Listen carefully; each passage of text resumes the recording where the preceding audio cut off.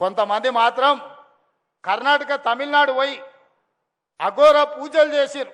కరువు రావాలి, జనాలు చచ్చిపోవాలి, ఈ ప్రభుత్వం బద్నాం కావాలని. అఘోర పూజలు చేసినా దేవుడు వాళ్ళ దిక్కు లేడు, దేవుడు మన దిక్కు ఉన్నాడు. ఎందుకంటే మన సంకల్పం మంచిది. చేతబడి చేస్తున్నారు ఏది పక్క రాష్ట్రాలలో పోయి గిదా 10 ఏళ్ళు అధికారంలో ఉన్నోళ్ళు, 25 ఏళ్ళు తెలంగాణలో ఉన్నోళ్ళు చేతబడి పూజలు చేస్తారా? చేతబడి తిరగబడితే ఏమైతుందో తెలుసు కదా. బుద్ధి సక్క లేకపోతే చేతబడి కూడా తిరగబడుతుంది. అబద్ధాలు పెడితే అవలగాడు అనుకుంటారు. ఈ అబద్ధాల సంఘాలకు ఈరోజు అసోసియేషన్లు పెట్టుకొని కోట్లు ఖర్చు పెట్టి కొంతమంది అబద్ధాలు ప్రచారం చేస్తారు. మీరు కూర్చొని ఆలోచన చేయండి. 10 ఏళ్ళు ఆసారు ఏం చేసిండు, 2 ఏళ్ళు మీ తమ్ముడు ఏం చేసిండో మీరు లెక్కేయండి.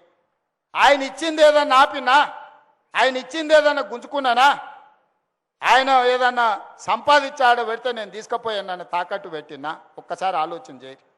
అన్ని మోసుకుంటూనే ఆయన ఇచ్చిన 8,11,000 కోట్ల రూపాయలు అప్పులు అసలు మిర్చి ప్రతి నెల 7,000 కోట్ల రూపాయలు, సంవత్సరం తిరిగితే 75-80 కోట్ల రూపాయలు ఆయన చేసిన అప్పులకు నా తల తాకట్టు పెట్టి నడువు వంగిపోయిన అప్పు కడితేనే రూపాయి కూడబెట్టి ఇన్ని మంచి పనులు చేస్తున్నా. నాకు వయసు ఉంది, ఓపిక ఉంది, మీకోసం పని చేయాలన్న సంకల్పం ఉంది. విధ్వంసమైన తెలంగాణను వికాసం వైపు నడిపించడానికి రోజుకు 18 గంటలు పనిచేసే శక్తి దేవుడు నాకు ఇచ్చిండు. అన్ని అవకాశాలు అయిపోయినాక అదృష్టం అనేదే సమస్య అయినప్పుడు దేవుడు నా వైపు ఉంటాడు, అదృష్టం నా వైపు ఉంటుంది. ఎలీనో వచ్చింది, మొత్తం ఎక్కడికక్కడ ఎండిపోతుంది అన్నారు. కానీ ఎలీనో వచ్చిన సమయంలోనే ఎల్లంపల్లి నిండింది. శ్రీధర్ బాబు ఇక్కడనే ఉన్నాడు. హైదరాబాద్కి తాగునీటి సమస్య లేకుండా దేవుడే వానలు కురిపించాడు. కొంతమంది మాత్రం కర్ణాటక తమిళనాడు పోయి అఘోర పూజలు చేసిరు. కరువు రావాలి, జనాలు చచ్చిపోవాలి, ఈ ప్రభుత్వం బద్నాం కావాలని. ఇట్లాంటి దుర్మార్గులు కూడా ఉన్నాడు. ఎంత ఘోరంగా అఘోర పూజలు చేసినా దేవుడు వాళ్ళ దిక్కు లేడు, దేవుడు మన దిక్కు ఉన్నాడు. ఎందుకంటే మన సంకల్పం మంచిది. నేను గొప్ప తెలివికల్లో ఉన్నాను నేను చెప్పను, పెద్ద పెద్ద చదువులు చదువుకున్నానని నేను చెప్పను. కానీ 10 మందికి మేలు చేయాలన్న ఆలోచన నాకుంది. అది ఒక్కటి చాలు నన్ను దేవుడు కాపాడడానికి, ఆశీర్వదించడానికి. బస్తీలైనా ఏడైనా ముసలాం ఉంటుంది, ఆమె 10 మందికి మేలు జరగాలని ఆడపిల్లకు ఏదైనా ఆపద వస్తే పోయి కూర్చొని సాయం చేస్తుంది. ఆమెను అందరూ గౌరవిస్తారు. ఆమె పెద్ద డాక్టర్ చదువుకోవాల్సిన అవసరం లేదు.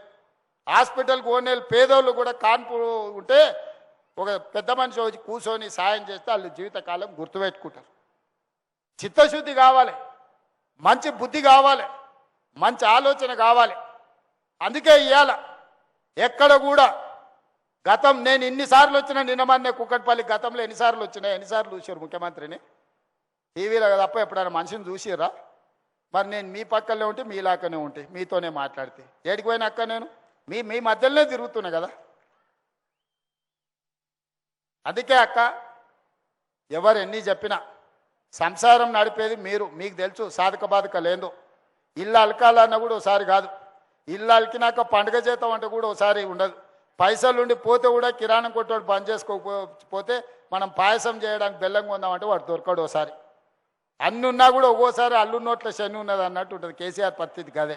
అన్నీ ఆయనకున్న అల్లు నోట్ల శని ఉండి ఆయన మింగేసాడు. ఇవాళ మింగనీకి అఘోర పూజలు చేస్తున్నారు. ఇట్లాంటి వాళ్ళు అఘోర పూజలు అంటే ఏంది లేదు, చేతబడి చేస్తున్నారు ఏది పక్క రాష్ట్రాలలో పోయి గిదా 10 ఏళ్ళు అధికారంలో ఉన్నోళ్ళు, 25 ఏళ్ళు తెలంగాణలో ఉన్నోళ్ళు చేతబడి పూజలు చేస్తారా?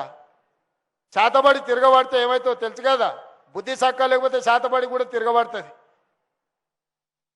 గదే అవుతుంది. మళ్ళీ ఇంట్లోకి వెళ్ళి ఫామ్ హౌస్లోకి వెళ్ళి బయటకు వెళ్ళకుండా అవుతుంది. ఏం లేదు, అదే తిరగబడి మిమ్మల్ని అష్టదిగ్బంధం చేస్తుంది. అందుకే ఈరోజు మంచి మనసుతోని మంచి ఆలోచనతోని ఇక్కడికి వచ్చి అభివృద్ధిలో నాకు రాజకీయాలు లేవు.